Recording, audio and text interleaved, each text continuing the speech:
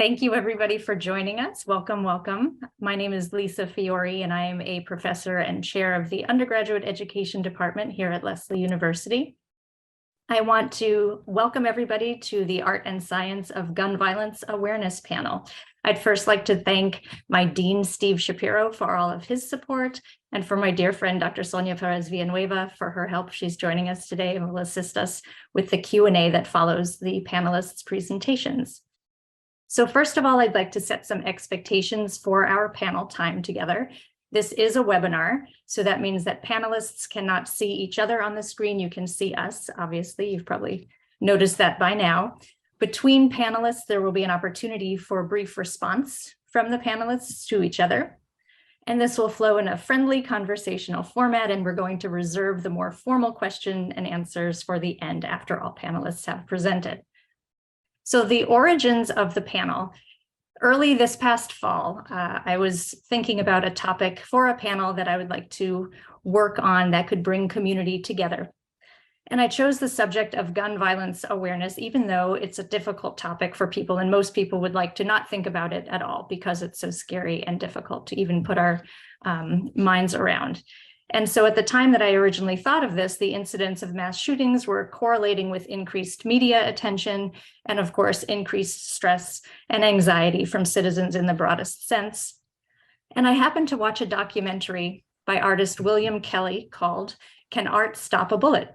And in this documentary, artists and artworks are featured and address very difficult, often tragic events that have already occurred, in the hopes of honoring those impacted by those events and preventing future occurrences. William Kelly said once, "Art can't stop a bullet, but it can stop a bullet from being fired."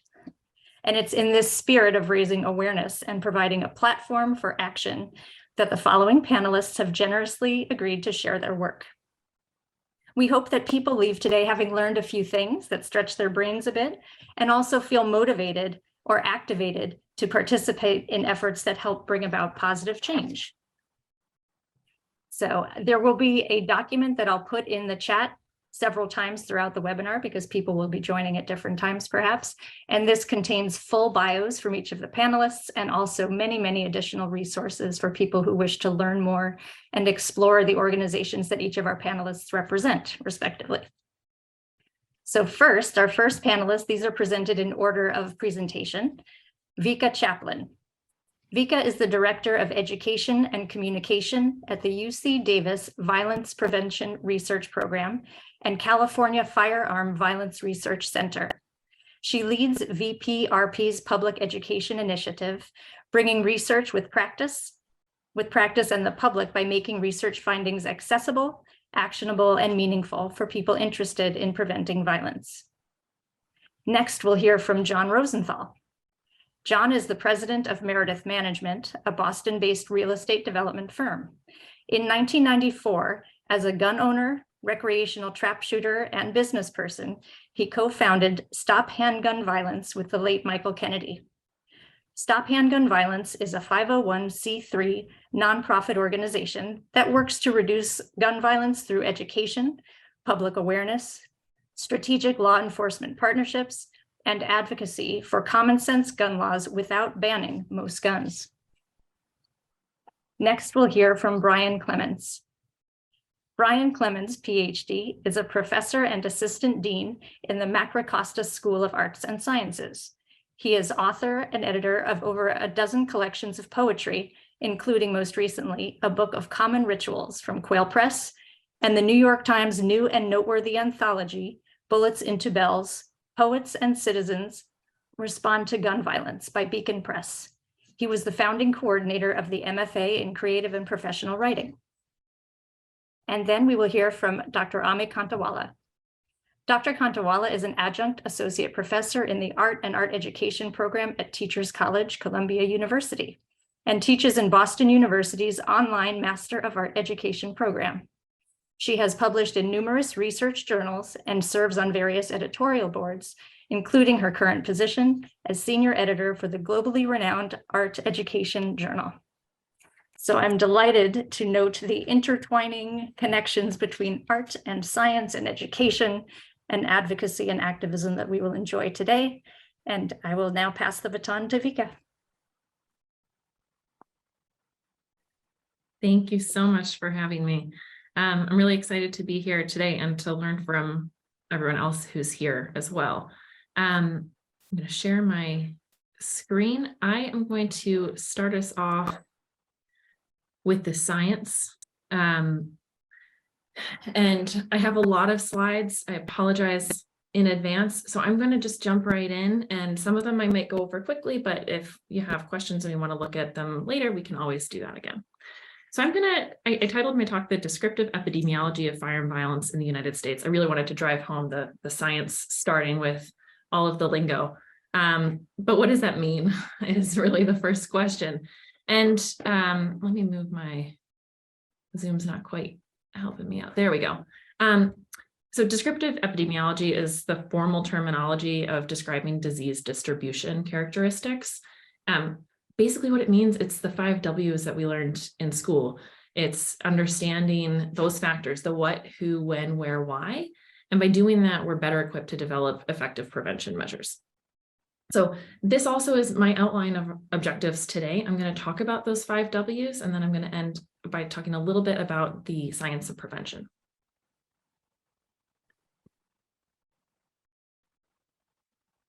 There we go. Okay, so starting with the what. That's describing the diagnosis or the health event. In this case, it's the gun violence epidemic. So in 2021, there were more than 48,000 firearm-related deaths.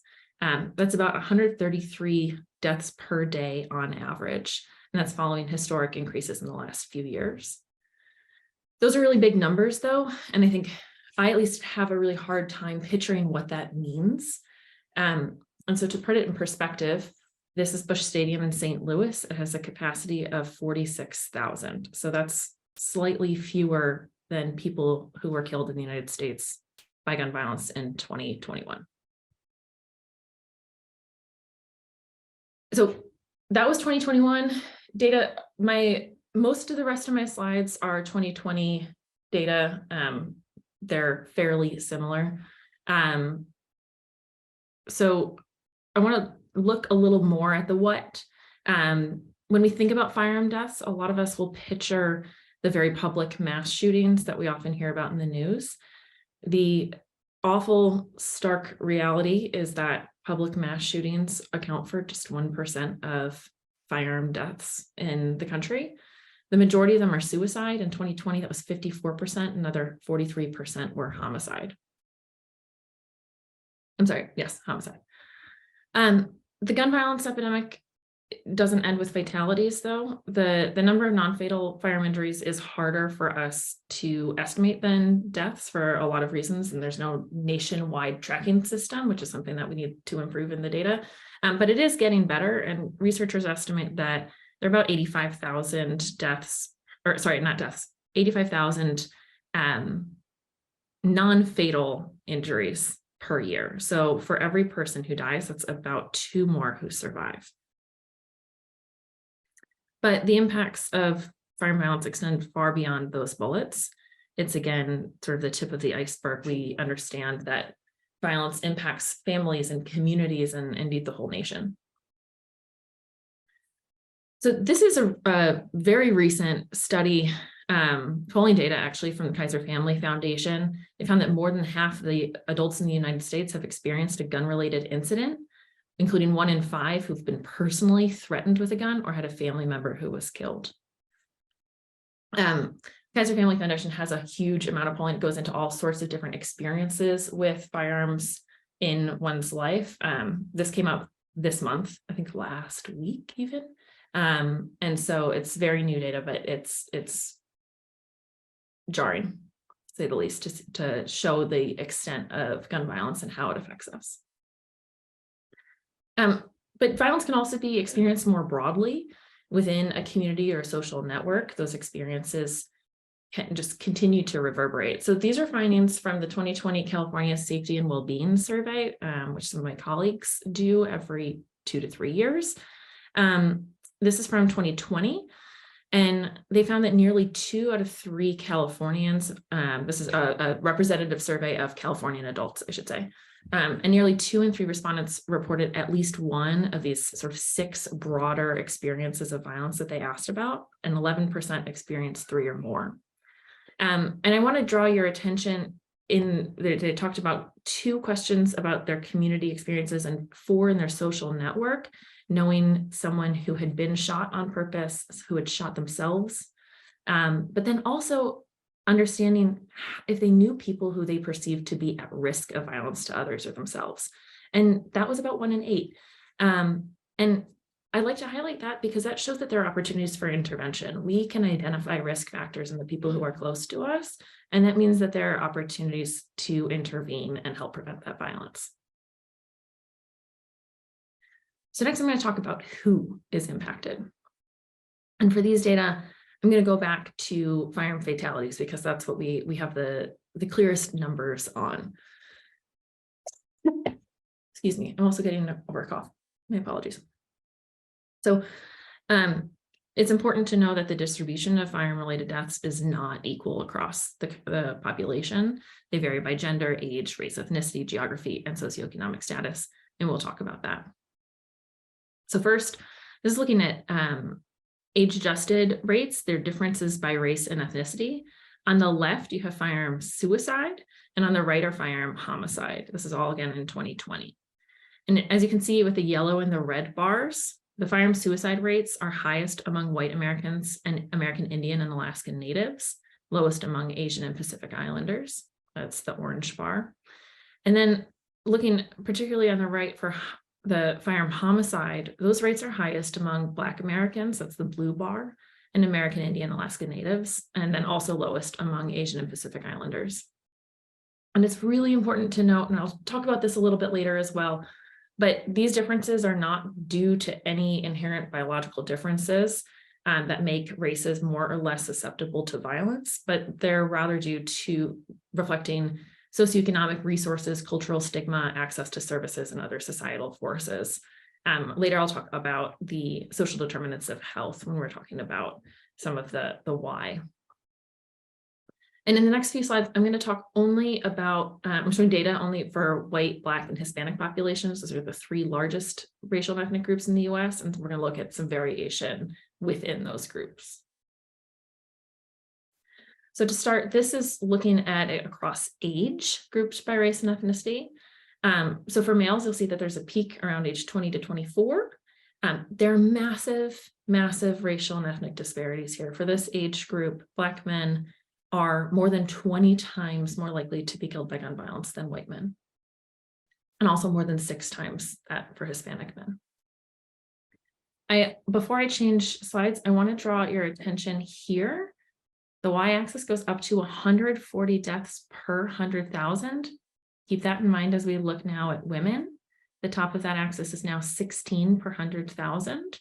And so across the board, while it follows the same pattern in age and race and ethnicity, the rates across the board are much lower. For firearm suicide, where you're going to see a very different pattern, there's a small peak in suicide across race and ethnicity, again, around 20 to 24, early adulthood. And then they continue to increase, particularly for white men, from age 50 and onward, getting quite high. And for white males, it's the rate's at least 3 times higher than that of Black and Hispanic males. And again, you see that top number at 60 deaths per 100,000. When we're looking at women, that drops to 6 per 100,000. The rates are much lower. And instead of increasing with age, they peak. Therefore, white women at that top line around age 50. I want to take a closer look at children and adolescents. You may have heard that in 2020, firearm-related injuries became the leading cause of death among children and adolescents as an age group from 1 to 19. They're passed at that point for the first time motor vehicle crashes along with all the other causes of death. So if you can see this line, this is motor vehicle crash, which reduced quite along. This is starting from 1999, really dropped. Whereas we saw a slight downward trend in firearms, and then in the last 10 years, that really increased again. But I do want to look at that a little more closely, because that's a number looking at the whole age group of children and adolescents. When you look age by age, you can see that the risk is actually, the rates are actually still quite low in young childhood and through childhood, and then in adolescence, we see a really sharp increase. So next up, the when, that's trends over time. We just saw this is the leading causes of death, and I'm just going to highlight there that last 10 years, we saw a stark increase. And we see that also across the population as a whole. So this is all people in the United States of all ages. We're looking here by, this is the total number. This is suicide. This is homicide. So fairly stable. Again, it's starting in 1999. And in the last 10 years, we saw steady climbs. On to our next W. Where does it occur? And the first step of that is that this is an American problem. This is happening in the United States. Our rates of gun violence are higher. This is showing firearm homicide and suicide. They are substantially higher than, other high income countries. The firearm homicide rate, that's the yellow bar, is 25 times higher. And the blue is suicide, and that's about 8 times higher on average. That said, I would like to note that there is violence across the world. I'll talk about this a little bit more later, but the difference here is the outcome of that violence. We have more fatal violence than other countries in the world. We have specifically gun violence. It's driven by gun violence. And the difference there is the easy access to firearms. We are awash in firearms, more guns than people in the country. And that's the big difference, is that we have access to a fatal tool that other countries simply don't have the same level of access. And we see that reflected in the outcome of the violence that people engage in. And also, it's a good time also to note, I often get asked about mental illness. Mental illness is also not something that is unique to the United States. People across the world have mental illness, so there's a difference. People expect maybe that's the reason. And I want to take the opportunity to say, no, that's not the reason. Not only do we not stand out in that regard, but mental illness is not a risk factor for violence. People who have mental illness are more likely to be the victims of violence than perpetrators of violence. And a lot of the things that drive violence aren't mental illness, and things that we often will turn to, but hate is not a mental illness. Anger is not a mental illness. And so I wanted to talk about that a little bit here, because there are ways that America does stand out, and there are other things that we're similar to other countries. So next is geographic variation within the United States. I'm just trying to do a little time check here. Okay. This just shows all the states here. These are suicide rates, homicide rates. And you'll notice that the suicide rates tend to be higher in rural and mountain states like Wyoming and Montana. Firearm homicide rates are highest in the South. This is the collection of states where both homicide and suicide is lowest. This is a study that I was really lucky to have published yesterday. Really glad I could sneak it in the slides today. This shows the urban-rural divide. A lot of times there's a commonly held misperception that violence overall, gun violence in particular, is higher in cities. And what this shows is the opposite is true. Firearm deaths as a whole are statistically more likely in small towns, not major cities. So this across the bottom is showing these are the most urban counties. This is violence death rates by county type. Most urban here going to most rural here. The sort of lighter columns are the gun suicides in yellow, homicides in blue in the 2000s, and then the darker are the 2010s. I'll also note that while this goes back the last 2 decades, in the 90s, it was more even. It was similar to this. Firearm death rates were statistically the same across all urban rural classifications. And so this is a change that is increasing over time.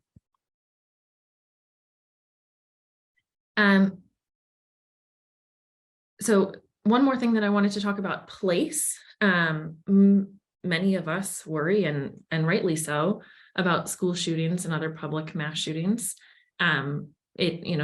It's changing the shape of our country, changes the way our children attend school.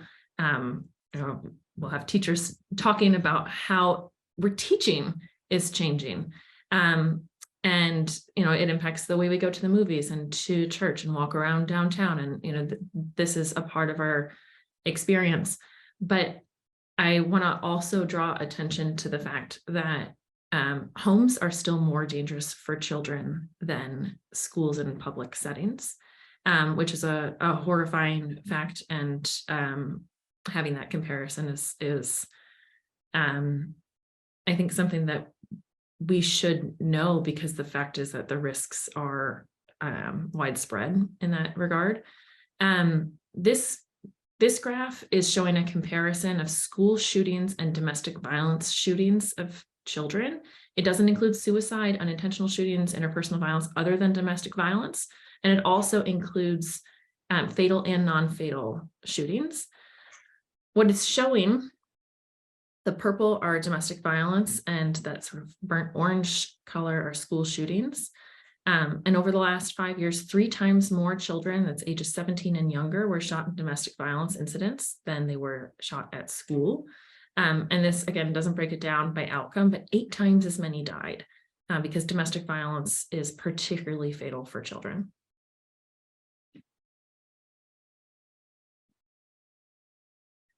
So the why, there are way too many contributing factors for me to go into this in depth, but I'm going to touch on 2 general areas also because I do want to stay at least sort of close to my allotted time.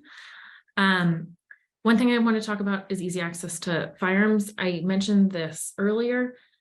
Firearms are highly, highly lethal, and that changes the outcome of violence. It's true for assault. I talked about that with homicide across the world. It's also true for suicide, that suicide attempts with other methods are much more likely to be survived. And so when someone who's suicidal doesn't have access to a firearm, they're much more likely to have a second chance, to get help, to change their mind, and to get the access to what they need in order to be well.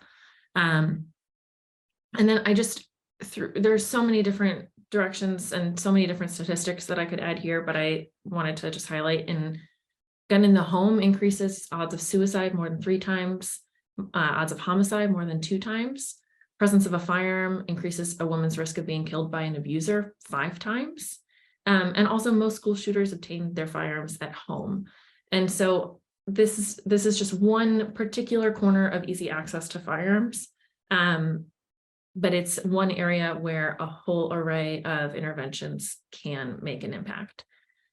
One of them is really important, is safe firearm storage. My presentation is not about interventions today, but if you have firearms at home, you can address this risk today if you haven't already. And so I think it's really important to include it here, because the more safely you store your firearm, the safer you and your loved ones are.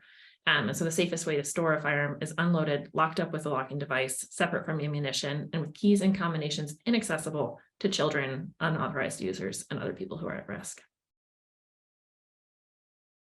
The other set of risk factors that I want to talk about briefly are social determinants of health. Those are the non-medical factors that influence health outcomes. A lot of times when we talk about gun violence, we talk about gun policy, but there are a lot of other interventions, policy and otherwise, that can have a real impact on reducing gun violence. So risk factors for gun violence also include concentrated poverty and high socioeconomic deprivation, crowded housing or neighborhood conditions, high density of high density of alcohol outlets and drug availability, and high social fragmentation. And so fixing and improving the health of a community and investing in historically disenfranchised communities is one really important way to address the root causes of gun violence. And by one, I mean endless ways to address the root causes of gun violence. These are my last few slides. Complex problems require complex preventions. It's a major threat. Gun violence is a major threat to public health.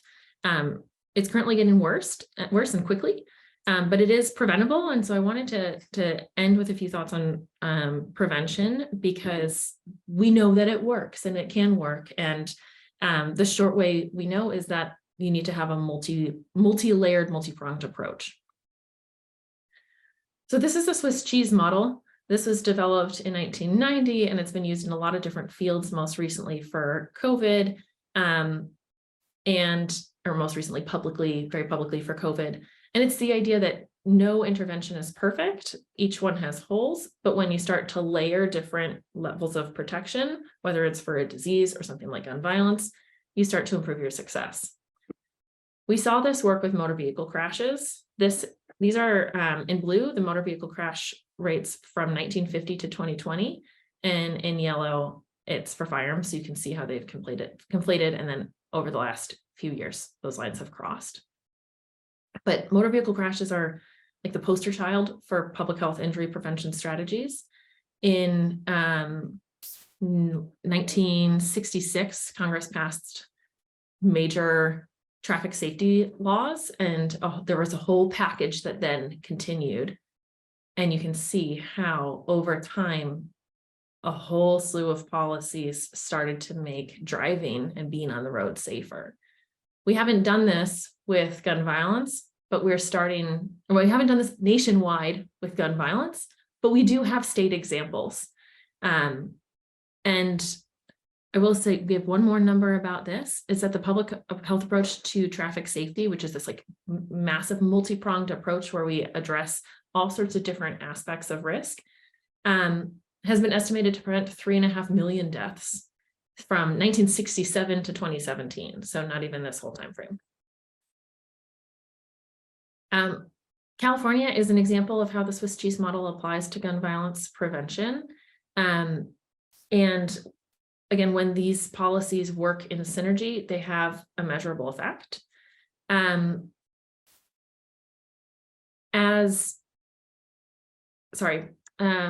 I lost my train of thought. From 1981 to 1994, California's firearm violence mortality rate was significantly higher, that's this portion, than the United States, which is in red. But then California started declining really sharply, and here by 1998 was significantly lower than the California rate. And while the US started to increase, California was on a downward trend just until the COVID pandemic hit, when both peaked. If we rank the states, California's rate of firearm violence is now 29th for homicides and 44th for suicides. And the US, except for California, right, the other 49 states exceeded California's by 64%. And so I share this to show that there's no one policy that works, but when you layer them in, you can have a real and measurable effect. I'm going to skip the summary because I don't want to take anyone else's time anymore. I know I'm a little bit over. I have a whole bunch of references that are, I'm sure, far too small to read, but I can share them with anyone who's interested. And say thank you and pass it on. I don't know, back to Lisa, on to John, onto a question.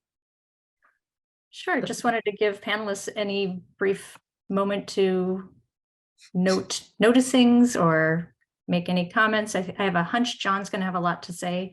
It's a perfect segue. Yeah, Brian. Yeah, I was stricken by a couple of the pieces of information that Vika had there. Thank you, Vika, for all that. I appreciated the visual aid of the baseball stadium.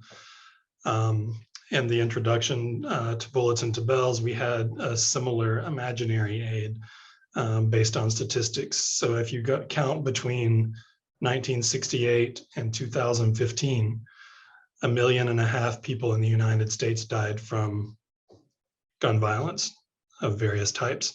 That's the equivalent of the population of the city of Phoenix between 1968 and 2015. And it was interesting to me to see, and basically that same time period, VICA demonstrated that decline in driving fatalities. So if we applied similar approaches to gun violence, we have half as many lives to save as that were already saved by changes in driving laws. So this seems like something that can be done. I also had a question for VICA. I noticed the number that you used, and to be clear, I'm not asking this question as a challenge, but as a question about the difficulty of gathering data. You mentioned 48,000 deaths, I believe it was in 2021. Other sources would list fewer deaths than that. I think the Gun Violence Archive probably lists closer to 40,000 for that year. So my question is about the difficulty of gathering data about gun deaths and gun violence and non-fatal gun injuries. Why is it so difficult to gather that evidence? That's a really great question. And there are whole lectures on that. So my data, those are from the CDC, and that's from the Wonder database. The Gun Violence Archive is a fantastic resource and is really our best resource for up-to-date homicide data. They don't include suicide data in their numbers, and so the current, they do have estimates. What they'll do is they'll estimate based on last year's numbers and do a suggested amount if they average it out to the year, and we expect it to be the same. And so they'll estimate how many, but the reality is, so the Gun Violence Archive is getting, that's from news reports and other reports across the internet. And it is, like I said, our best up-to-date data. If you want to know how many people have been killed, through firearm homicide this year, that's where you should go. Because the CDC, I don't have even 22 data, and in one database, I'm still on 2020.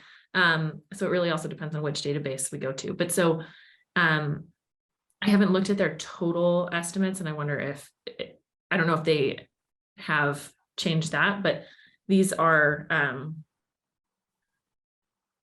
part of why the CDC data comes out later is because it takes time to go through all the different data sources. But yeah, better tracking, better data.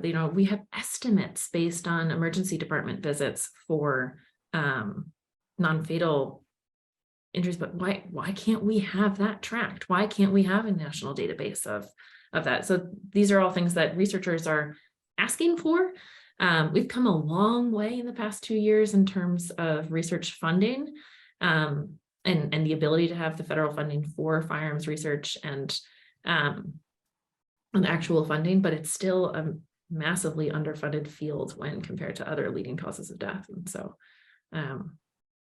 it's a big issue. Thanks for raising it. All right, so John, I'll hand it over to you, and I will share my screen to show some billboards if you would like. Otherwise, I can show. So I got involved in this issue in 1994. I live in Boston. I'm a gun owner and a business person. I own a parking garage on the Mass Pike next to Fenway Park, and I wanted to put up a message that might have a positive impact, where just maybe we could turn bad public policy into good public policy through public awareness and education. And I became aware that 15 kids under 19 died each and every single day in America from firearms. In fact, in 1994, 106 Americans died every day from firearms. And as a gun owner, I wasn't aware of that. And I figured most people weren't aware of that. And so I looked into it. both, sort of beginning with education and research, and because numbers are incredible, and hopefully eye-opening for a lot of people, because truth is truly stranger than fiction when it comes to 48,000 Americans every year on average, 45 to 48,000. I mean, visually, that ballpark looked pretty dramatic. Here in Boston, you could fill Fenway Park up 3 times over with the over 110,000 kids who should not have access to guns, kids killed by gun. And over half of those kids would be white from suicides and accidents. Over half would be non-white, largely urban violence. And now, as you saw, it's also creeping in to rural. Again, if you looked at the sheer numbers, you go back to 68, that's more Americans killed by guns in this country than all US servicemen and women killed in all foreign wars combined. And yet, this inherently dangerous product, and when you compare it to automobiles, it's pretty staggering. This inherently dangerous product is unregulated. I mean, there is no background check required for sale. The gun industry is literally exempt from lawsuits, exempt from National Consumer Product Safety Commission manufacturing standards for firearms. There is no license required in most states for firearms. And there's no limit on the type of weapon you can buy. And if you dealer, they have to run a background check. But if you can't pass a background check, it's not a problem. You can go to 32 states where you can buy any firearm without a background check from private gun dealers and at gun shows. This is one of our billboards that was on the Mass Pike, 252 feet long, 20 feet tall. We sell guns, US gun shows, no ID required, no background check required, criminals and terrorists welcome. And in fact, at these 5,000 annual gun shows, literally known terrorist organizations, Al-Qaeda, Hezbollah, and others, come to the US to buy guns undetected without an ID background check or detection by law enforcement legally. Because Congress has determined that it's more important to continue taking blood money campaign contributions from the uniquely unregulated gun industry that has no manufacturing standards, unlike toy guns and teddy bears. You can't sell a toy gun and teddy bear in America unless it has certain manufacturing features. The red dot at the end of the gun, so it tells police it's a toy. That's a federal law. But the real gun that will result in somewhere in the range of 120 to 130 that will be used in a school shooting today, because there has been a school shooting. There have been more school shootings than days of the year so far in 2023. And the real gun that is used in the daily mass shootings, and there has been more than a mass shooting every single day of 4 people for the last 3 years.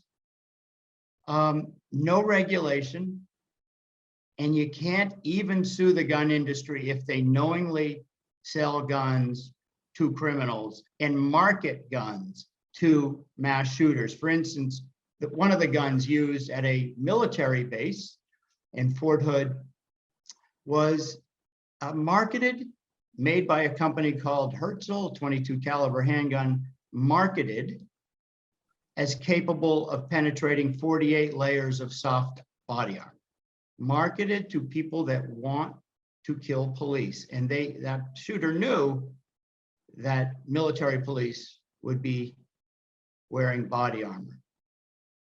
There's another firearm, a sniper rifle, 50 caliber, marketed as capable of taking down an aircraft and tells you where to put the round. The AR-15, which has become the weapon of choice by most mass shooters, it's a military round. It is designed for maximum soft tissue damage and stopping power in the case, of war. That weapon was used at Sandy Hook, for instance. Those 3 to 11, those first graders, 6 and 7-year-olds, received 3 to 11 rounds with the AR-15 223 round. And parents that I know who had to identify their children had to identify them by their clothing because they were indistinguishable looking. That is an unregulated firearm. Anyone can buy one in 32 states without an ID or background check.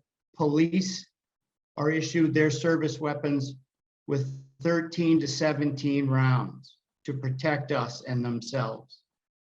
Congress says 35 to 100 round magazines are perfectly fine in the hands of anyone who can breathe without an ID or background check. And these military style assault weapons, which are the weapons of choice for mass shooters, these weapons are designed for 2 purposes: outgun cops and kill as many people as possible without having to reload. So, if Harvard or Lesley or any university was going to do a case study on how would you increase gun violence, follow the Massachusetts model. Unrestricted access to guns by all people, no ID or background check for gun sales, no safety features required on real guns like toy guns, the ability to sell military style weapons to outgun cops who have far fewer rounds, and have the inability to protect the public. So now we have a mass shooting of 4 more people every day. We have a mass shooting or a school shooting every single day. And shame on us. I mean, we have more gun violence in America than 26 industrialized nations combined. And it's simply to sell more guns, more unrestricted access to guns, more gun violence, more fear, and more gun deaths. And frankly, the one thing that happens after every high-profile mass shooting is more people buy the same weapon, the weapon of choice, which typically is the AR-15, because it killed babies at Sandy Hook. And then it was used in all the other high-profile mass shootings that you read about. So I set out to try and prove that we could change gun policy by changing the conversation from the polarized extremes of unlimited access to guns or banning all guns to how are folks, felons, others prohibited buyers, kids, and folks with a propensity or a history of violence. How are they accessing guns? What could be done without banning most guns? And I looked, and Vika's numbers are amazing and the slides are great, and I would love to get a copy of that, because what we did in Massachusetts, urban Massachusetts, is we simply looked at these risk factors, and they were the same basically as how we have successfully reduced car deaths without banning cars.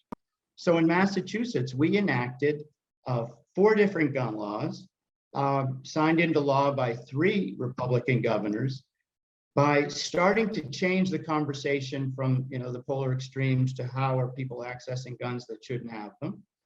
And then we passed those laws, basically looking at the gun constituencies: gun owners, gun dealers, gun manufacturers, and law enforcement. And what could we do to change public policy and laws and regulations? So the first thing we did is we became the first state in the nation to require that guns sold in Massachusetts include certain safety features. We became the first state with consumer product safety standards, like exists for automobiles and toy guns and teddy bears. Then we looked at licensing, and we instituted renewable licensing, just like for automobiles, because people's situations change over time.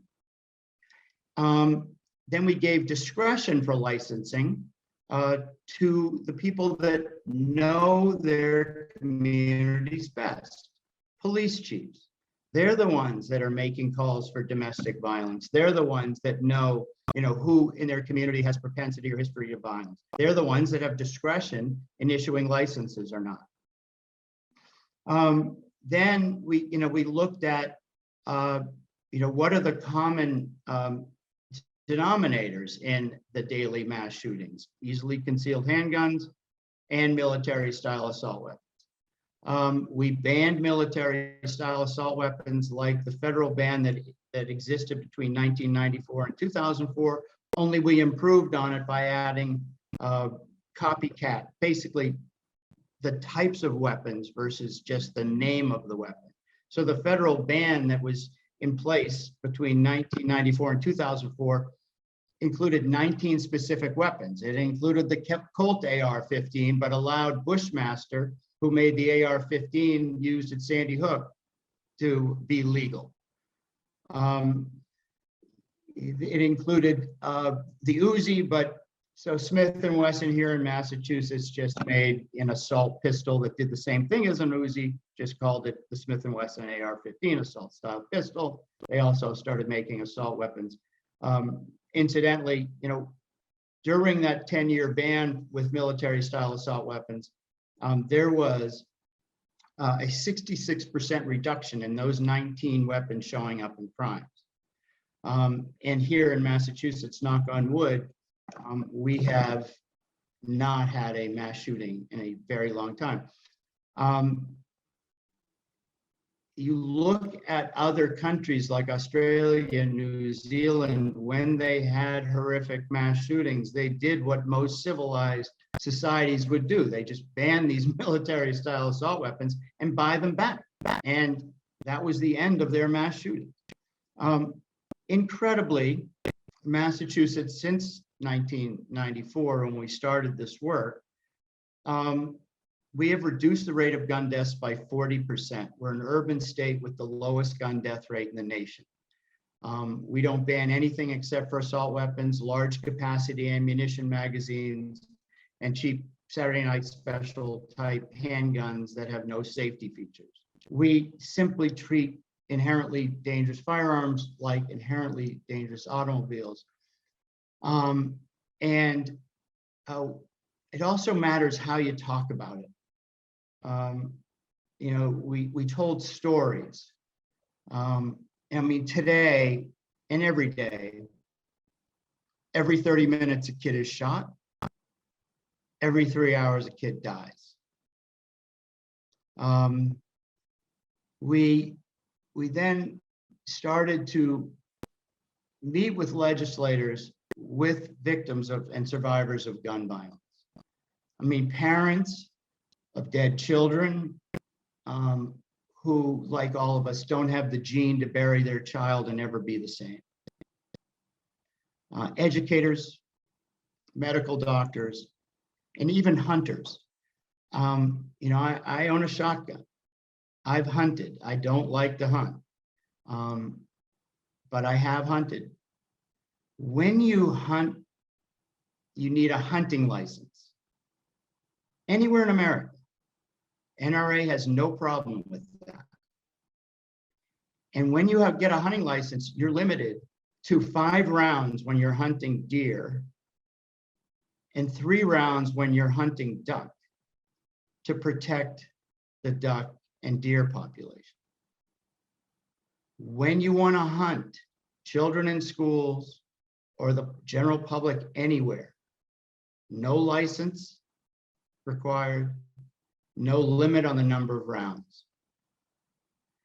And the fact that Congress knowingly gives anyone who can breathe access to military style weapons and easily concealed handguns with ammunition magazines that are 30 and 100 rounds, weapons of war, knowing that police carry 13 to 17, most are carrying 15, is unconscionable. It's by design, and it can change. So what we've done in Massachusetts is simply require accountability and responsibility on the gun constituents. We changed the conversation. We changed laws without banning most guns. 3 out of 4 of those laws were enacted by Republican governors. And if every state simply had the same low gun death rate per 100,000 population as Massachusetts, half, roughly 27,000 of the 48,000 gun deaths a year would be prevented. And my sense is far more would be prevented, because here in Massachusetts, urban state with the lowest gun death rate, we border Maine, New Hampshire, Vermont, and a total of 32 states in total that don't even require background checks. And so 2/3 of the gun crime that happens today and every day in Massachusetts, far less than most states, but happens with guns that are purchased in Maine, New Hampshire, Vermont, Mississippi, Alabama, Florida, all states with no background checks or accountability. In fact, if you look at the numbers that the CDC, the National Center for Disease Control and Prevention, puts together a state ranking of gun deaths each year. Massachusetts has the lowest. The top 5 lowest all have reasonable restrictions on firearms, and the top 5 highest gun deaths states have the most lax gun laws. And then I want to sort of mimic or reiterate the fact in the numbers you saw previously by the previous presenter, because it speaks volumes. I mean, what we hear after every mass shooting is, oh, it's not the gun, it's mentally ill people. Well, every country, has mentally ill people. We just happen to arm folks struggling with violent behavior, and in some cases, and I would say in most cases with teenagers. I mean, they are temporarily insane. We've all experienced being a teenager. The last thing you want to do is have them have unrestricted access to guns when they're going through some, major, sort of upset, whether it's boyfriend or girlfriend or who knows what else. So every state that has lower gun death rates have stronger gun laws. Every state that lacks gun laws has higher gun deaths. This is not rocket science. Good public policy can have good public health outcomes. We turned it around in Massachusetts. We can turn it around nationally. At the end of the day, when polled, 90% of Americans want a mandatory universal background check on all gun sales. Roughly 70% of gun owners have no desire whatsoever for a military style assault weapon and support such a ban. And all that stands in the way are roughly 10 to 15 spineless Republican members in Congress who have made a choice unrestricted access to guns in exchange for unlimited campaign contributions from a uniquely unregulated industry that make weapons of war designed to kill, whether they are easily concealed handguns or military style assault weapons. So this is a choice. No other country makes it. We are responsible for not holding our members of Congress accountable, and the cost is 130 of us every single day, 45 to 50,000 every single year. And folks, I mean, if you think that, or you thought that Sandy Hook would change it when, 26 and 7-year-olds were massacred in school, no way. If you thought 34 people at Parkland, kids and teachers, no way. 441 people were shot in Las Vegas at a country music festival. 58 killed, and the US Congress didn't even notice. This is on us. Until we prioritize the lives of our children and our families and our communities and make gun violence prevention as important to us as a minority of gun owners in this country who believe that it should be unrestricted, nothing's going to change. And every year we do nothing, it's the future. I mean, no other country allows the killing of children. This is the leading cause of death for children in the richest nation on the planet. We are killing our future and our children, and not enough of us are doing anything about it. We have got to hold our legislators and our Congress accountable. And once again, in 2024, it'll be the next most consequential election in our lives.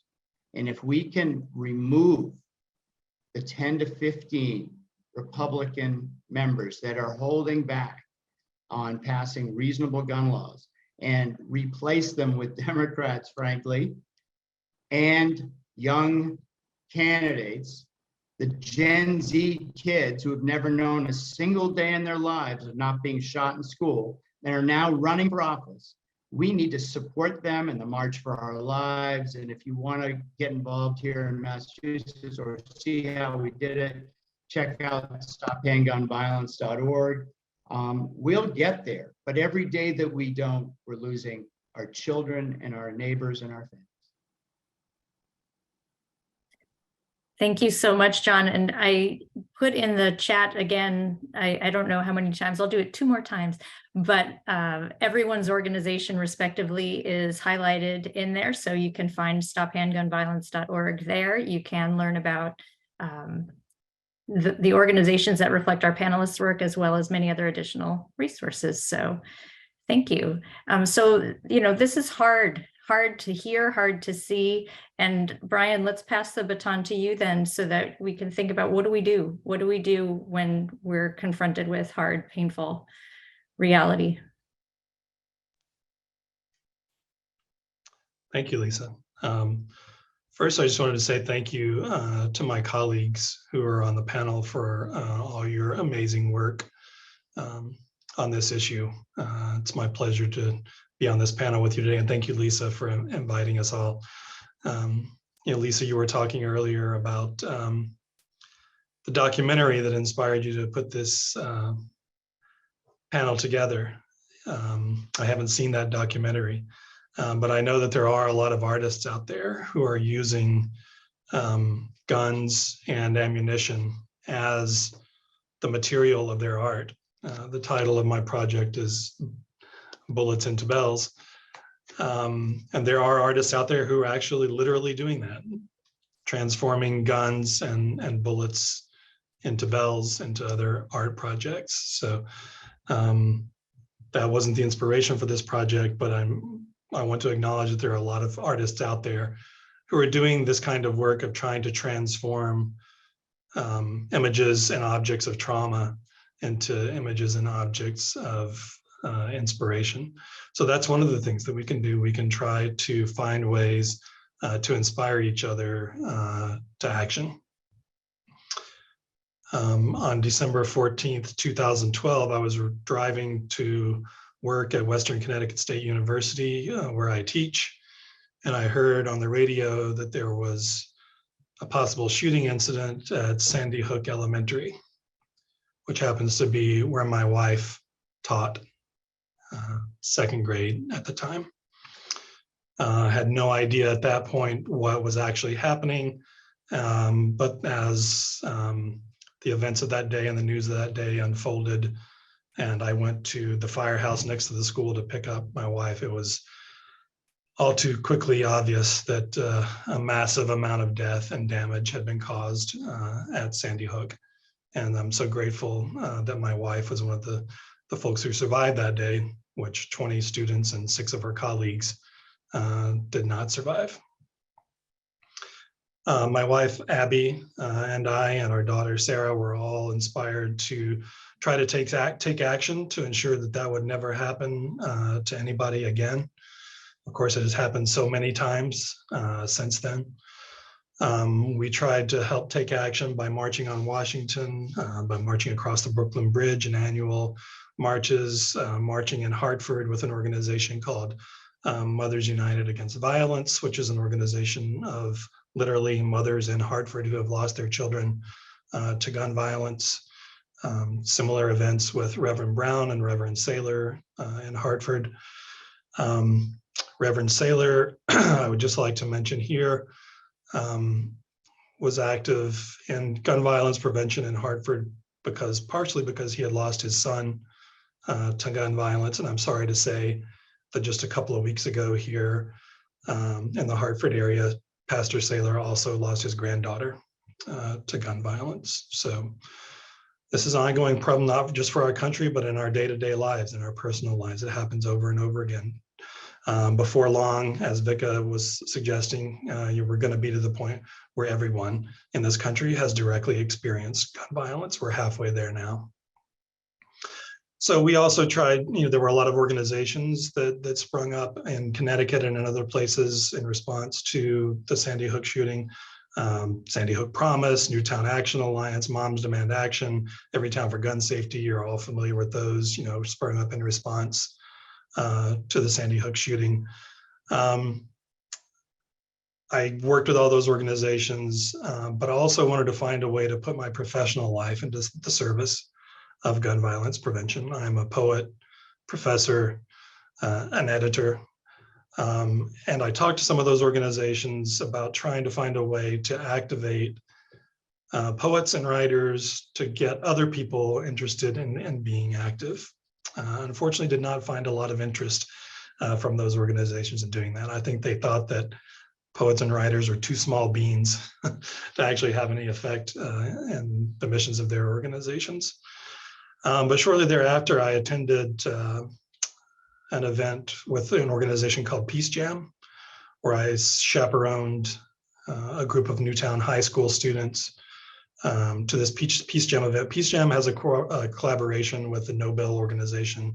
So they have Nobel Peace Laureates working directly with students at these small conferences.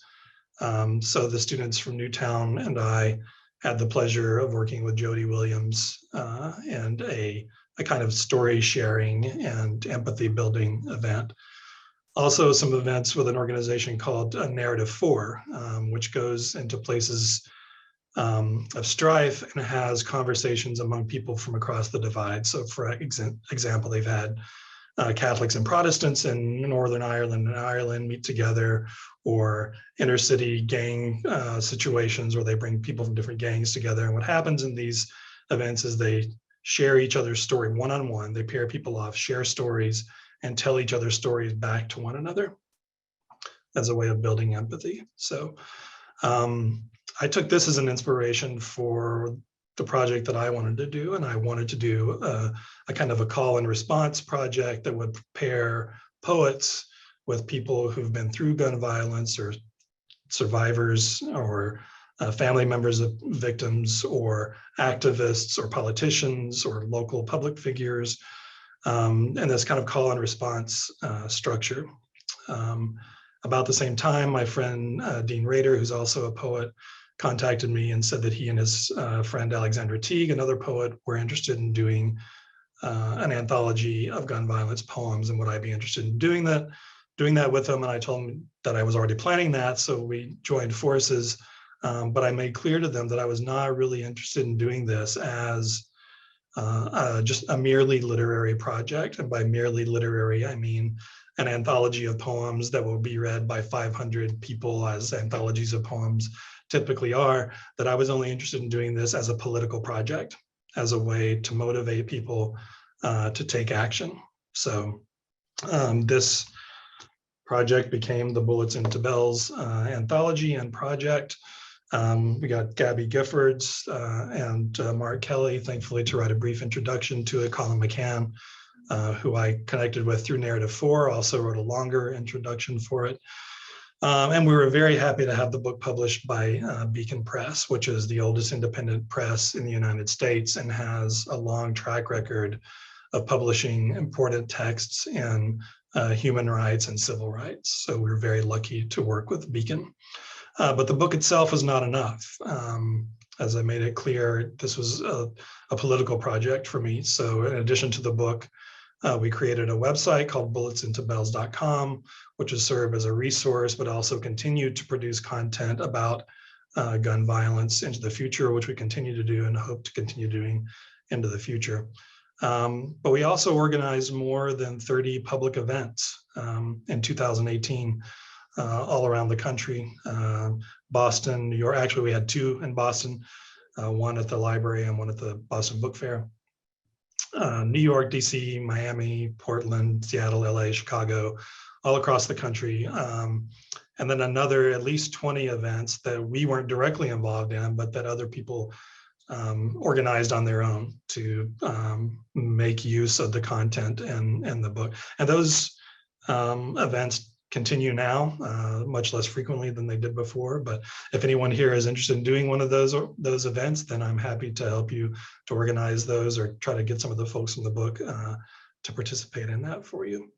So what's the point of all this? You know, the point for this project for us was to use the affective power of art and face-to-face discussion to motivate action. So in these events, in all these cities around the country, we went into those areas and we had people who were in the book read or talk about their contributions, but we also had local leaders from that area to talk about gun violence in their city, what's being done, what can be done, and to have open discussions with audiences and communities.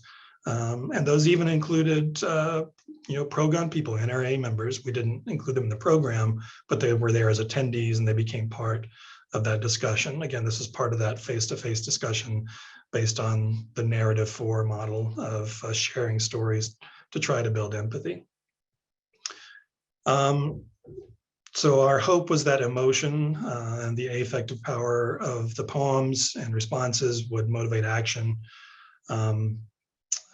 because too much of our action waits for the kind of emotion that is trauma, the emotion and trauma that we experience when we directly experience gun violence. So our hope was to inspire through emotional responses action before it gets to the point of experiencing the trauma of gun violence.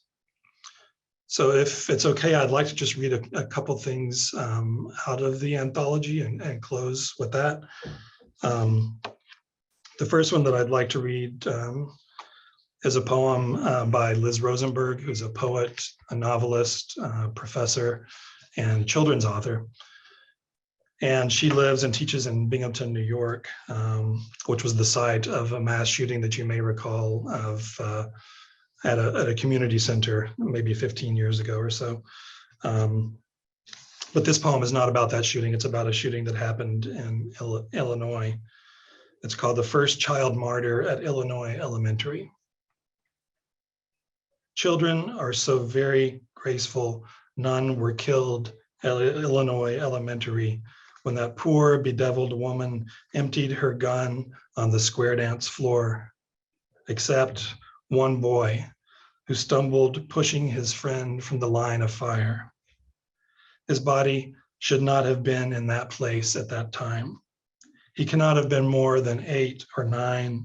So what did he think about his life to be so willing to desert it, leaping away as if to climb ropes in a gym? He was only a child, falling like a player on the hardwood floor. And what on earth did he know that now we will never know? So when I was reading that poem earlier today, reading through it, I read player as prayer. What if he was only a child falling like a prayer on the hardwood floor? Kind of like that as well. So the response to that poem and the anthology came from Pat Maish. Pat Maish is a survivor of that same shooting in Tucson that where Gabby Giffords was shot. And Pat has become a very renowned figure in the gun violence prevention movement. People who are active in GVP now know her widely as Badass Pat. But this is what Pat said in response to that poem. That martyred child was where he was supposed to be. He wasn't at the wrong place at the wrong time. The bedeviled woman with the gun was. Christina Taylor Green was just 9 years old when she was gunned down on a sidewalk in Tucson, the same age as the boy in the poem. On January 7th, about 4:30, a robocall from Gabby Giffords invited me to her Congress on Your Corner in front of Safeway. On January 8th, 10 a.m., Gabby is late. By 10:10, she is nearly dead from gunshots. 2 good guys without guns, Roger and Bill, tackle the shooter. I'm flat on the sidewalk against the wall. I can't reach the gun, but I can reach the loaded magazine in his left hand. So I do. These children are stolen, taken, not lost. We know where the bodies are. When I meet the parents of a murdered child again and again, and the child's age doesn't matter, I don't have any words in my vocabulary to fit the need, none. Some say it's not the gun, it's the shooter. I say it's a very intimate relationship between them. If we had fewer guns in the hands of bedeviled people, we'd have fewer martyrs. So the Giffords shooting was in 2011. The shooting at Illinois Elementary, which was in Winnetka, Illinois, was in 1988. So between 1988 and now, we're really not in any different situation. We're in a situation where classmates and bystanders are expected to be the people who provide safety from gun violence on the streets or in schools, rather than protecting all of us by limiting access to guns. I'd just like to read one other one. This one is called How My Mother Died by Tara Bray. My father shook the gun to get the bullet out. He was a careless man, but only once. I shouldn't linger on this, the road rising out of itself, my father out on Pine Street in the dark, down on all fours, trying to open up his face with gravel, trying to get down to the tar of what went wrong by making blood again. They find him there in a dream of twigs, thrashing in the heat, every stitch of light withheld. Jesus of the ordinary prayer, lay my father down on a bed of straw and let him bleed his way to light. Give him one sweet hour of oblivion for all of us. He's out there groveling in the glare of suspicion, burrowing into the deep red pit where the lowest sounds are made. He's borrowed his life from brambles that wait to burn. I know the dirt won't hide our family, and the sun's intensity won't take root in the sky, make truth a thing we all can see. So let my father drift away from here, holding your brown feet. Stir your crown of glory into his bleary eyes and sing the untroubled prayer, the warm treason of innocence. Ready us both for the undoing that can't, for the life of him, be undone. And the response to that poem is by Dennis Hennigan, who is the author of a book called Guns Don't Kill People, People Kill People, and Other Myths About Guns and Gun Control. which also was published by Beacon Press. Danny said, I respond to this provocative poem as a longtime and nonviolent combatant in the deeply emotional national debate over gun violence. For me, How My Mother Died communicates three grim realities about gun violence. First, few tragedies can befall a family that are as sudden and as instantly transforming as a shooting. A gunshot changes everything in a moment while inflicting pain that lasts a lifetime for all involved. For me, this poem is about that pain.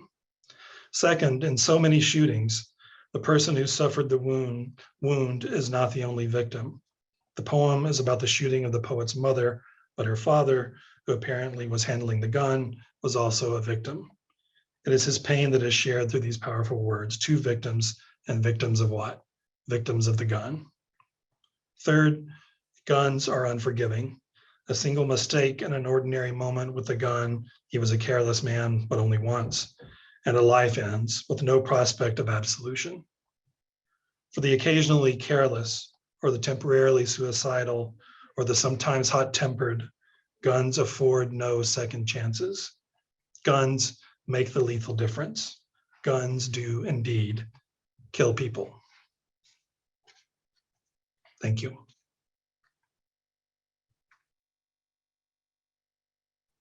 I just want to note an immense feeling of gratitude for this forum, for people who can use language to express emotion and pain and beauty in the way you've just shared with us, Brian. I just feel a little overwhelmed. So before we move to Ami, does anyone in the panel have any comments or questions for Brian? We'll have an opportunity at the end as well. So, all right, so Ami, why don't you take it from here?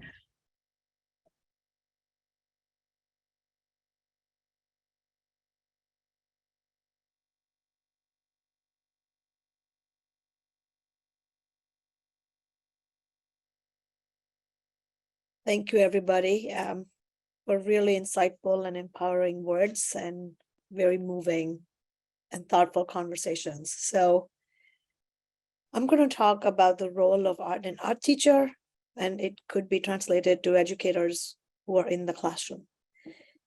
So each morning, as I read through the New York Times, I'm confronted by a barrage of headlines which detail shooting, stabbings, tragic fatalities across from our nation. And the journalists who report these events may have become numb to the violence. But for us, as those of us who are in the classroom, as teachers, each news story amplifies our sense of powerlessness. And in essence, gun violence has become an intrinsic part of our culture, a matter of both life and death. In my presentation, I want to explore the unique perspective of visual arts and art teachers who find themselves at the quiet center of educational institutions. And the reason I use the word quiet is because art teachers are never really at the forefront of any discussion. The art teachers are siloed, but there is a lot that an art teacher can contribute to these national conversations. And while we are at the quiet center of an educational institution, we simultaneously are at the epicenter of the nightmare of the reality of school shootings. So through this presentation, I also want to present examples of children's artwork, which were created in Ukraine as they grappled with the war, the trauma of the war in Ukraine, as well as contemporary artists' response to gun violence.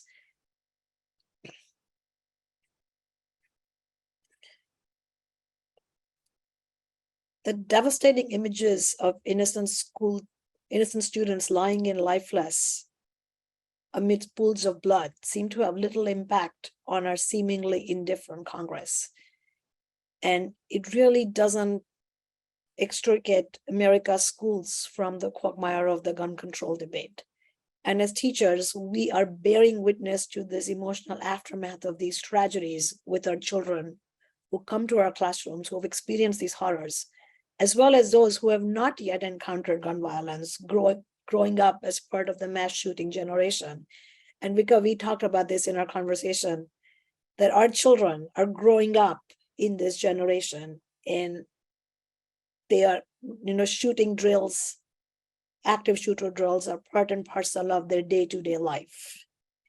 So as a teacher, when I think about gun violence, Donald Schoen's 1983 concept of reflection in action and reflection on action can be applied to the ways an artist or an educator or even an art teacher might address these issues to their work and teaching practice. So what do I mean here? That reflection in action is exemplified when artists create a body of work that respond to the immediate emotions and experiences surrounding gun violence, adapting their technique and artistic expression as they engage with the subject matter. Similarly, a classroom teacher or an art teacher might adjust their teaching strategies in real time as they discuss gun violence with their students, responding to the emerging emotional and intellectual needs of the classroom. And as Lisa, you rightly pointed out, we don't talk about this enough, and we turn away from these difficult conversations. In contrast, reflection on action occurs when an event or experience, such as a tragic incident involving gun violence. So artists may retrospectively analyze their creative choices and artistic techniques in relation to the subject, while art teachers can critically examine their instructional strategies, classroom management techniques, and student interactions. Brian, your poems were so inspiring, and you play with words, I play with materials. And by employing reflection in action and reflection on action, both artists and teachers can continually refine their approaches to discuss and represent gun violence, and contributing with the hope that we will contribute to a compassionate dialogue around this complex issue. And the only hope one can hope as a teacher is that you'll raise an individual who will take this to the next level and empower change in whatever they do.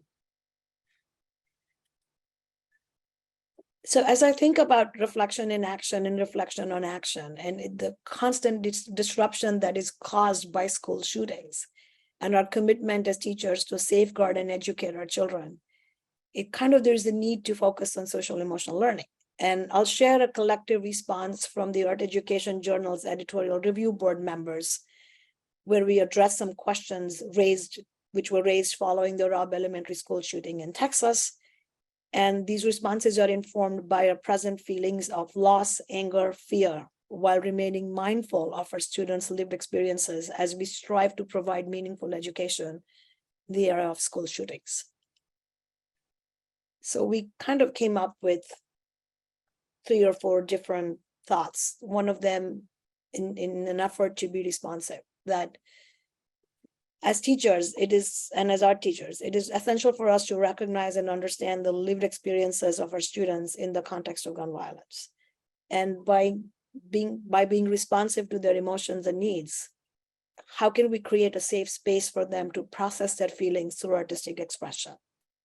Responding to crisis. Our teachers play a crucial role in helping students cope with traumatic events related to gun violence. And what ways can we provide guidance and support through creative outlets? We can help students heal and make sense of their experiences. And teaching during these extremely difficult times and navigating the complexities of gun violence while fostering an environment conducive to learning can be challenging for teachers. And how do we adapt and be resilient in order to support our students effectively during these difficult times? So, posing the question, how do we as teachers listen and learn from lived experiences of our students? Being aware of our students' past and present traumatic experiences is crucial. It's essential as a teacher to create that space for personal and shared expression through the art projects that we might be teaching in our classes or collaborating with other subject areas, while acknowledging that we may not always relate to their experiences, but designing assignments that give students the choice to share their thoughts and feelings in a significant way to listen to them. And in particularly relevant in the times of crisis, that reflecting on our role, develop practices and curriculum that promote self-expression, critical thinking, and social emotional learning. And really that then allows students to explore their feelings about gun violence through various art forms and constructive discussions. This is an ongoing crisis. We're not done yet. And it's going to take a long time before we may really be done. But we are positioned to address the complex and multifaceted issue of gun violence. And As educators, artists, and members of our communities, we recognize that crisis, particularly the crisis of gun violence, can be sudden, can be devastating. It leaves a lasting impact on individuals and communities. And we now know that crisis is not something that most people are prepared for until they are thrust into the situation, just the way the pandemic happened. And the effects can be far-reaching. So in these times of crisis, as art teachers, the importance of community, creating that community of practice becomes really more pronounced. And as I think of a classroom, a visual arts classroom can serve as a space for fostering that community connection and healing. It's a place where students come together to engage in reflective dialogue, express their emotions, and create art in response to everyday occurrences as well as tragedy. And it allows them to explore themes of compassion, empathy, connectivity, and how can they use their creativity to make sense of the world around them. And the current events related to gun violence add additional layers of anxiety to the teaching and learning environment. And as teachers and students, we all may feel a sense of unease and uncertainty as we navigate the complexities of the modern world. And we are challenged to think about how can we support future teachers? How can we support our students in dealing with these levels of anxiety? And how can they turn in support their better students? Both Lisa and I are in the classroom with teachers. And how do we support our population so that they can be impactful and empowering teachers when they go out and teach? As teachers and artists, we're constantly engaged in a process of inquiry and reflection, seeking to understand and respond to the diverse needs of our students and the communities in which we teach. So in the context of gun violence, a pervasive and deeply troubling issue that affects individuals, families, and communities across the nation, our role as teachers takes on a heightened significance. We are called upon to question the status quo, to imagine new possibilities, and to engage in critical dialogue with our students about the world that we live in. And we find ourselves confronted with a variety of questions, which may include, like, how do we create a safe and inclusive space in an art classroom or any classroom where students feel comfortable expressing thoughts, emotions, and experiences that relate to violence? How can we use art, or as Brian said, writing, as a means of exploring the complex and often conflicting emotions that arise in the aftermath of gun violence, grief, anger, fear, and hope?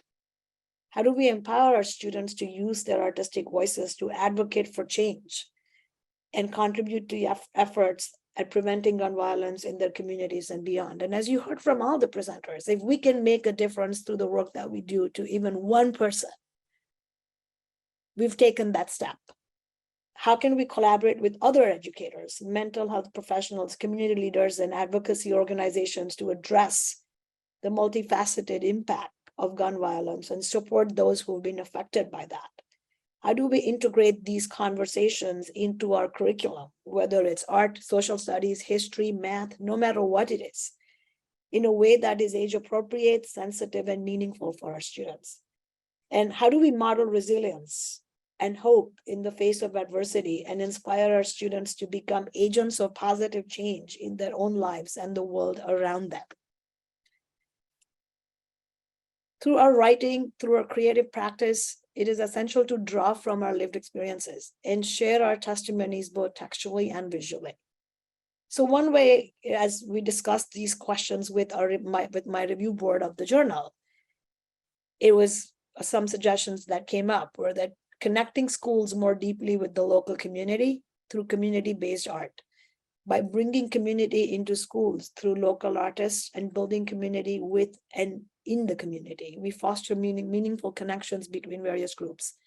These collaborations could take a variety of forms. It could be mural projects, it could be art exhibitions, it could be workshops, and they provide opportunities for students, educators, and artists and community members to engage in collective artistic expression and reflection on the pressing issue of gun violence. Community-based art also allows us to explore themes of resilience, hope, and solidarity. And we can work together to envision a future free from the scourge of gun violence. Now, this is a dream and a hope, but what we can do is keep trying. And a question that continually arises for me as a teacher, and I'm sure, Lisa, you probably are thinking in the same way, that who's supporting teachers at this time? So many educators feel that their schools do not adequately support them or their students in order to make school safe spaces. Putting a guard at the front desk doesn't do it. The emotional toll of gun violence, coupled with the challenges of addressing trauma in the classroom, it can leave educators feeling overwhelmed and isolated. And as we are very much aware, there is a crisis in teacher education. Nobody wants to go back to the classroom because there is a fear of gun violence, there's a fear of academic censorship, and we are struggling. And we are in a very difficult state as teachers. So for the next few slides, what I want to share is some of the images and how children respond to trauma through art making.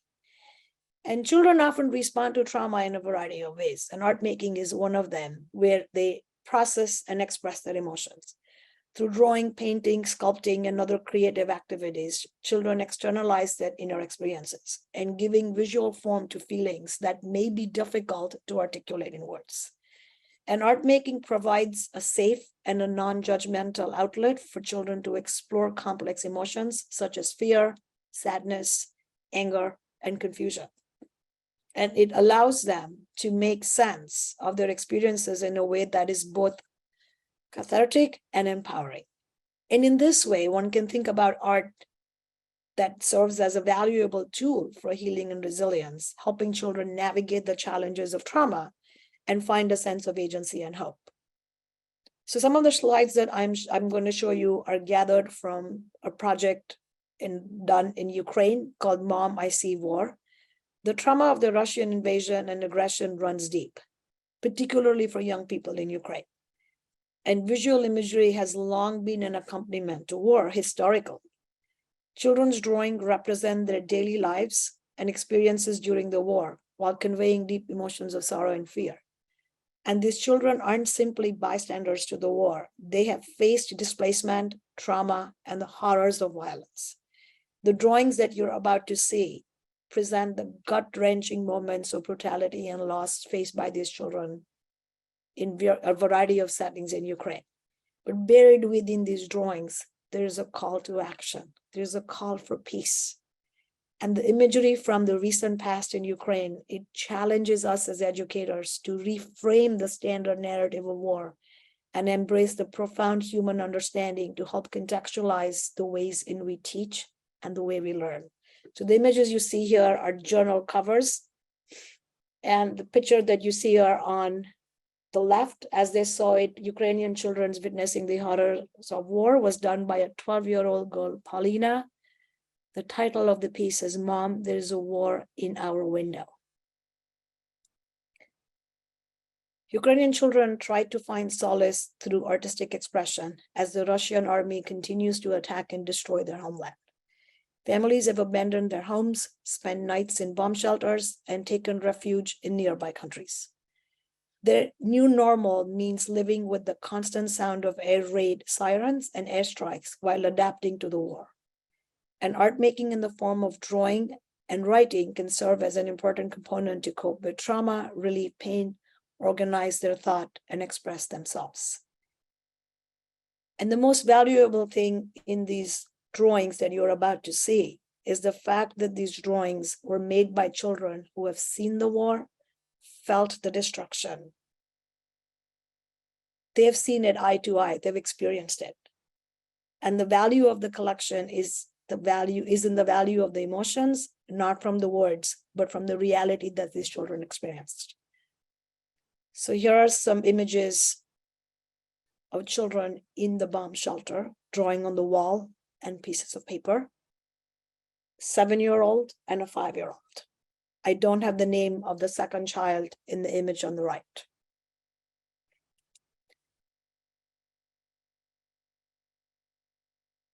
This is a picture by Ivan, 6-year-old. Mom, we will have our home. We will be able to return there. I do not want there to be only it remains. When I grow up, Truly, none of the war will ever be. I want sunshine and I want to go home. I miss my teddy bear and my friends. Here's a drawing by a 10-year-old.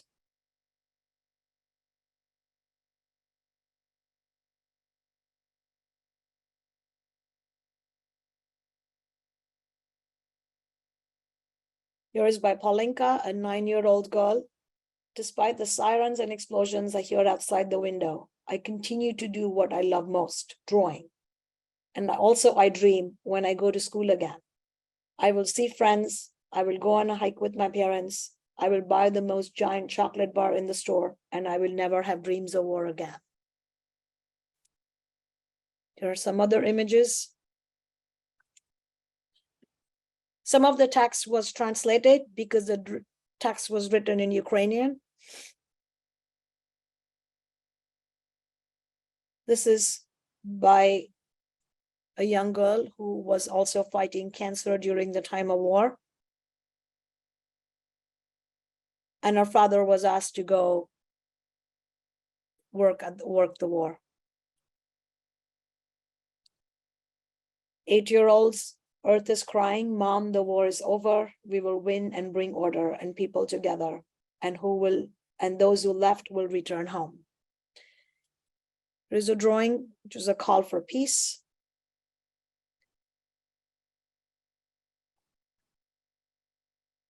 There is another drawing by a 12-year-old.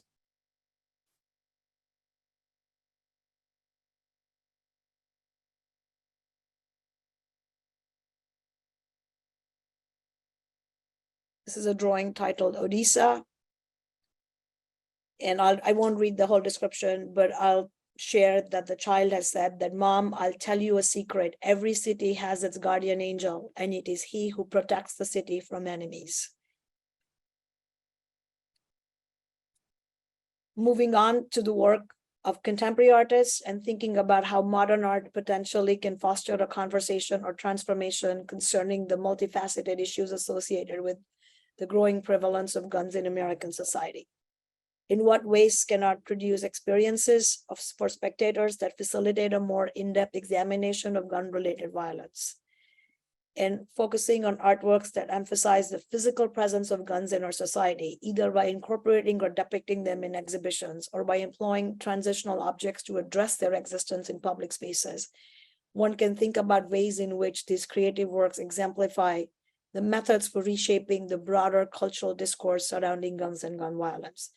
The image that you see here is from a 2018 exhibit at Fairfield University, organized by the organization Unload. This exhibit invited people and forced people to confront the disturbing nature of America's gun violence epidemic, no matter where you stood in the gun control debate. Unloaded is another multimedia exhibition curated by Suzanne Slavic, showcases various perspectives on the image and impact of guns in contemporary culture. Featuring works by 22 artists, the exhibition addressed issues of gun access use, suicide rates, domestic violence, and the militarization of civilian life.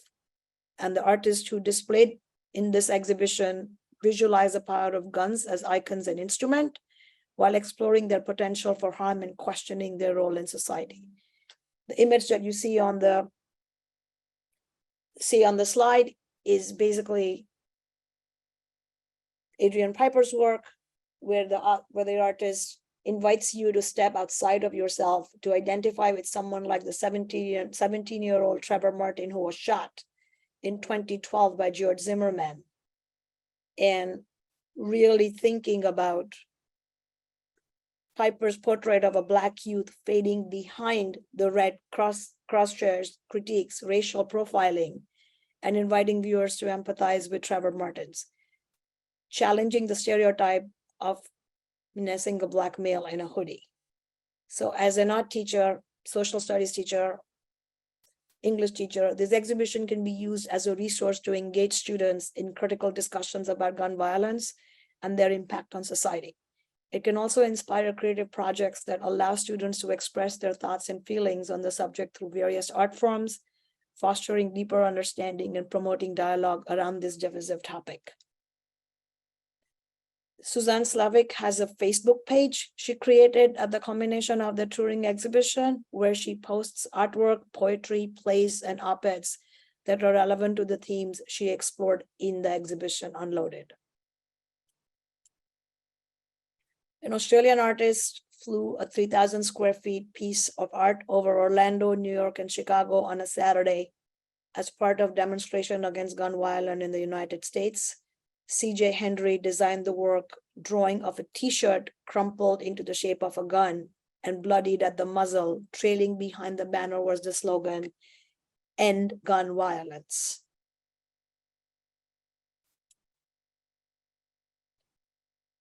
As a teacher, one remains heartbroken about the violent acts and this heart-wrenching, gun-churning, inconsolable grief. As the United States government debates over gun laws and endless policy discussions, the gun industry talking points all the brutal machinery of our gerrymandered, unrepresentative democracy will grind on and grind past us unless we can really make our feckless leaders taste the hot salt tear and hear our wails of pain. How do we make our leaders feel our grief and keep our children safe from the global chaos and acts of violence so that we can do what we do best, to empower and educate our children? Maxine Greene, a renowned educator and a philosopher, once said that the arts, it has been said, cannot change the world, but they may change human beings who might change the world. This sentiment resonates deeply in the context of gun violence. Establishing links between the evocative artwork exhibited and the daily occurrences of gun violence is akin to an effortless task, like shooting fish in a barrel. Yet, beyond this connection, a more significant question looms over the influence of such work that has on the actual prevalence of gun violence. Artists have long used their creative talents to raise awareness, provoke thought, and advocate for change. Through various mediums, they have given voice to the voiceless and shone a light on the injustices and tragedies that plague our society. Similar to various protests and intervention methods, assessing the impact of artists' efforts in bolstering social movements and shaping thoughts can be challenging. However, the power of art not only lies in its ability to effect immediate change, but also in the capacity to transform heart and minds, to inspire empathy and understanding, and to plant the seeds of hope and possibility. In terms of the work that you saw, the children's drawing, we see a poignant reflection of this transformative power. Children capture the perspectives of trauma they have encountered firsthand.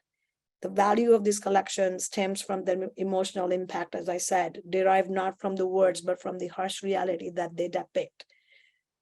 Children have given expression to their fears, their grief, and their longing for a safer and a more peaceful world.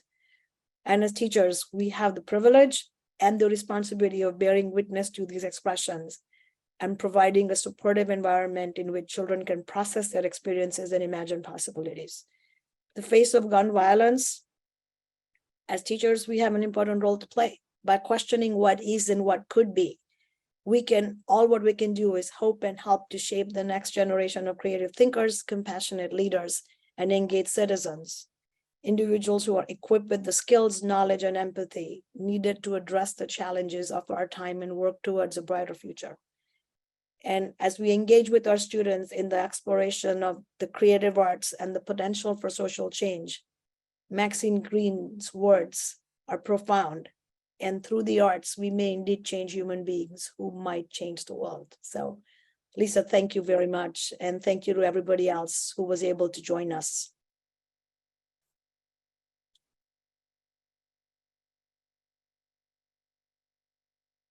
Thank you so much, Ami. So inspiring. So we now have time in the 15 minutes that remain for questions from the participants joining us in the panel, and also any thoughts or comments from panelists to each other. When we had our practice session together, I felt like the energy was like pop, pop, pop, pop. So I can only imagine others who are now only hearing for the first time from each of you. So any questions from the group?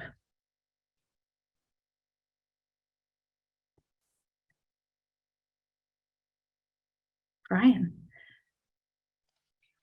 Yeah, I just quickly wanted to say thank you to Ami, and I really appreciate your comments about the precarious situation, the pressures that are put on teachers these days, especially public K through 12 teachers who are in the impossible situation of being protectors as well as educators. Obviously, they are totally inequipped to be protectors, and arming teachers makes them no more able to protect anyone. It just creates more problems and causes more danger in the classroom. My wife, Abby, has actually started a new organization called Teachers Unified to End Gun Violence. And I would encourage anyone who's in education here at any level to check out their website at teachersunified.org. Their mission is exactly this, to provide a way for teachers to be heard on the issues of gun violence and other pressures that are placed upon them now. I also want to say hi to Sonia Coleman, who I saw is in the audience.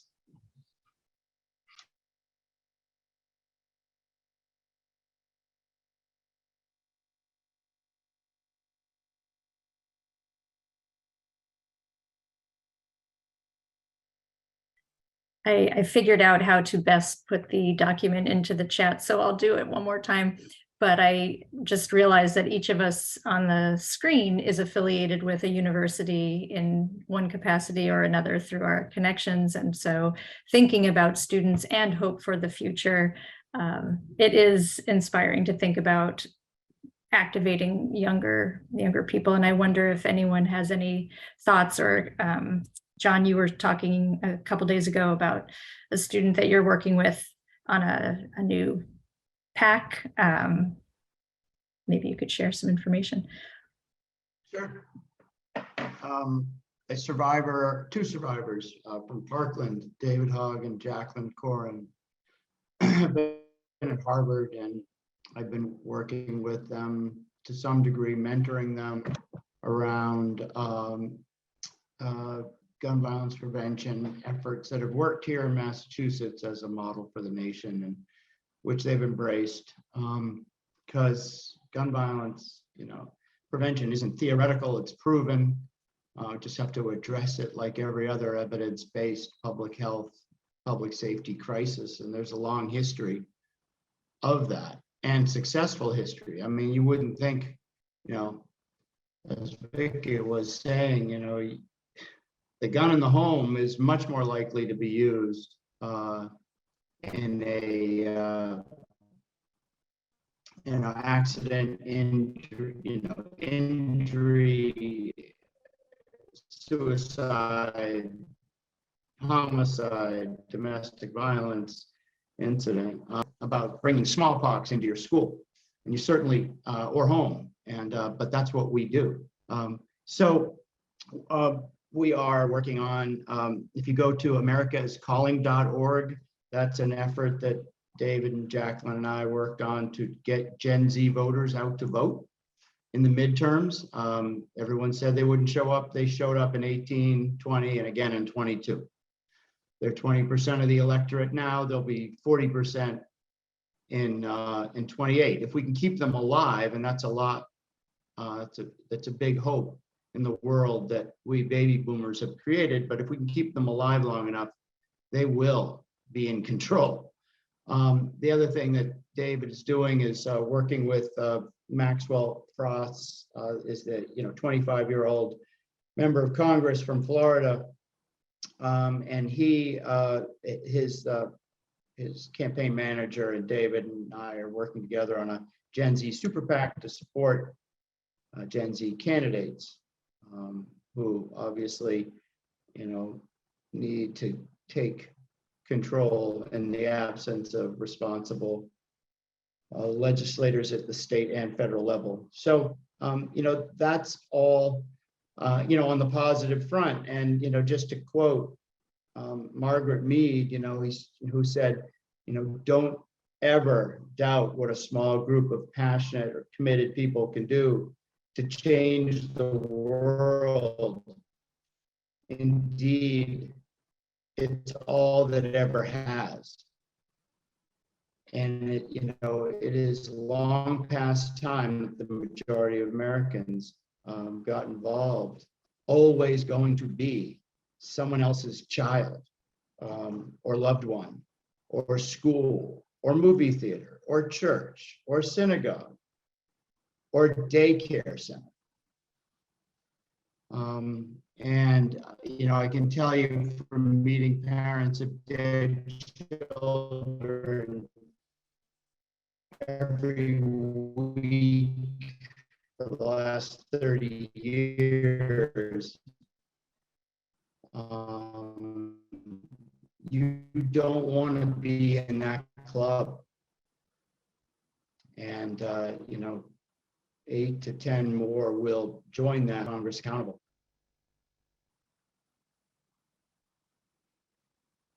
Thank you. Did I see a hand raised before? Yes, Vika. Yeah, I had a question for Brian and Ami and really anyone else who might know the answer. Are you aware of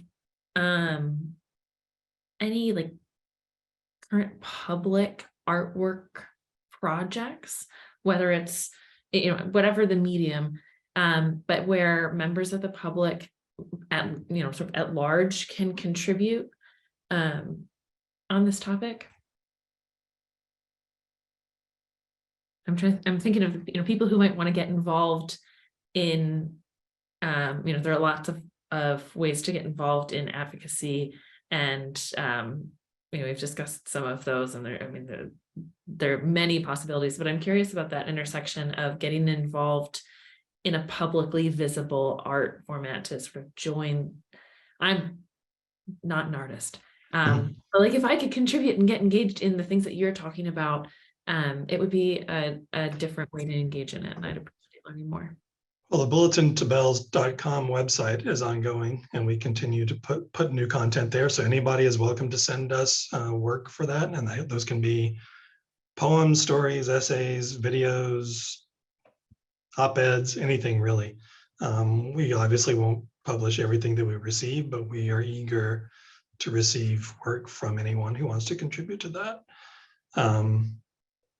Other than that, I don't really know of anything. I know that Jenny Holzer for a while was doing public installations where she was broadcasting or projecting the work of other people, a variety of different walks of life onto public buildings. But I don't know how she's collecting the work for those installations.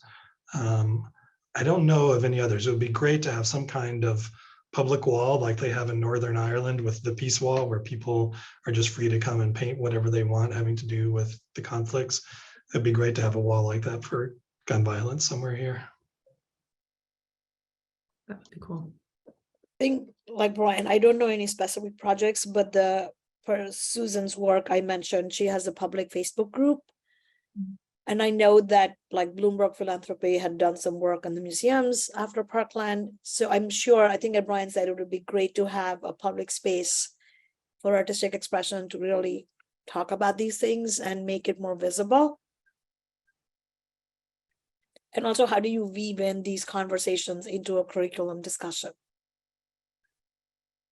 And how do you make that uncomfortable conversation comfortable so that it empowers somebody to take action?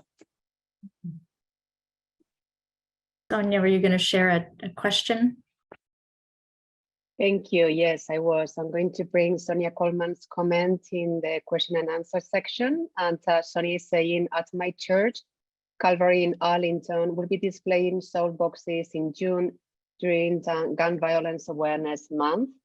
And also I want to bring a question from the audience. Paul Tablon says that in schools that have engaged teens in long-term conflict resolution programs, we have heard students who participated say that they were going to shoot someone, and the activities that they had engaged in made them stop and think, and didn't. We know this changes the culture of the school and conflict, but also changes their behaviors in their neighborhoods. Could we try and get schools to use these activities and focus on this aspect of conflict and guns. And I think this is for the whole panel.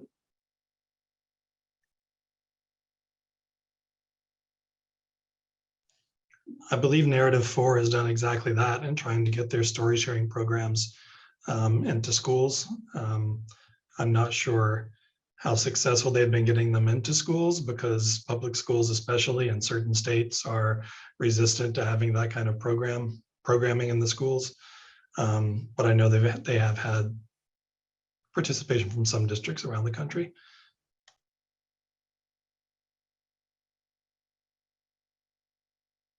And it's not at the intersection of art specifically, but there are also a lot of, excuse me,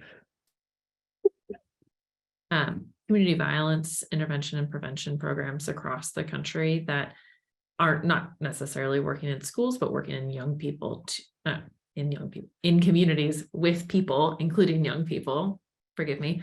And, you know, really like the comment explain changing communities and intervening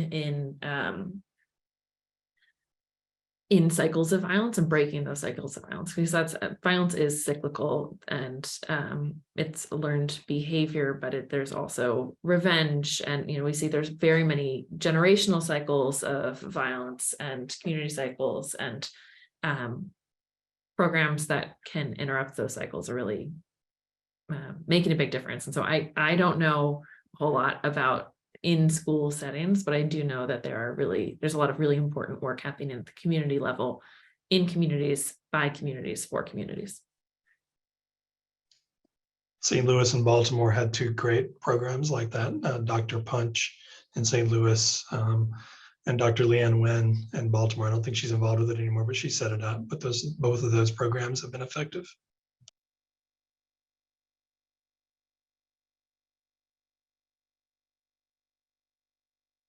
Yes, Sonia. Thank you, Lisa. We have a question from Jan Wall, who is the director of the internship program at the College of Liberal Arts and Sciences at Lesley University. And Jan is thanking all the panelists. And sorry, I just lost Jan's question. It's gone. About internships, yes, it was something about Yes. to get students engaged in Stop Handgun Violence, and I think John's Wi-Fi cut out, and also Bullets into Bells. So we will forward those websites. It's in the doc. I hope that went into the chat, but also I can send that to Jan and anyone else. I mentioned Teachers Unify earlier. They're actually in the process of creating a future teachers branch. There are some graduate students at Penn State University who contacted the organization, and they're going to start a new subgroup for future teachers. So they may have opportunities for students to get connected there as well. That's wonderful. Rather than training people how to use a firearm, we could think about other ways to train professionals. In our final minutes, I don't know if Zoom is going to literally cut us off at the 4 o'clock Eastern Standard Time hour, but any final thoughts from panelists? Words of parting? I will then reinforce or underscore my own thanks and appreciation, and thank you, Dr. SPV, for sharing your moderating skills with us today. And truly thank you everyone in attendance. The intent is to share this recording with all participants and the document that has the many resources as well. And thank you everybody for coming. Hope you enjoy a wonderful afternoon. And this is just the beginning of the conversation, so much more to come.